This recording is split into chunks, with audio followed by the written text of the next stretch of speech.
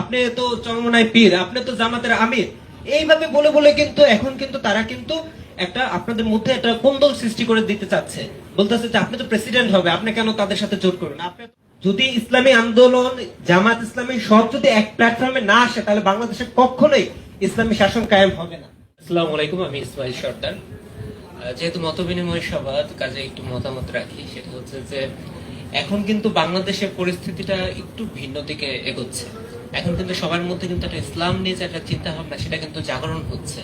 আর এই জাগরণটাকে যদি টিকিয়ে রাখতে চান, তাহলে একা ইসলামী আন্দোলন, একা জামাত তাদের স্ব অবস্থান থেকে একা লড়াই করলে হবে না, একত্র একটা প্ল্যাটফর্মে আসতে হবে। আমরা যখন মাঠে যাই, আমরা কিন্তু সেই আমার রিপোর্টিং শুরুই হয়েছে ইসলামিক দিক দিয়ে। কাজে আমরা যখন এখন মাঠে যাচ্ছি, সবাই বলতেছে ভাই ঐক্য না হলে ইসলামিক দল জীবনও আসবে না। আপনি লিখে রাখেন, যদি ইসলামী আন্দোলন, জামাত ইসলামী সব যদি এক প্ল্যাটফর্মে না আসে, তাহলে বাংলাদেশে কখনোই ইসলামী শাসন কায়েম হবে না।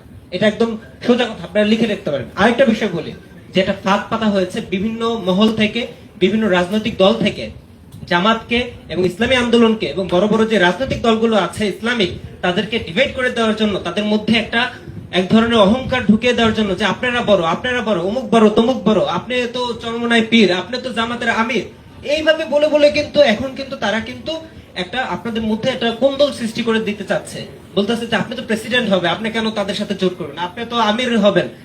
এইভাবে কিন্তু তারা কিন্তু করছে। কাজে আপনারা কিন্তু একটা জিনিস সচেতন থাকবেন এবং সর্বস্তর থেকে সজাগ থাকবেন, যাতে করে কোনো রকম কোনো ভাবে আপনাদের মধ্যে কোন্দল যাতে না ঢুকাতে পারে।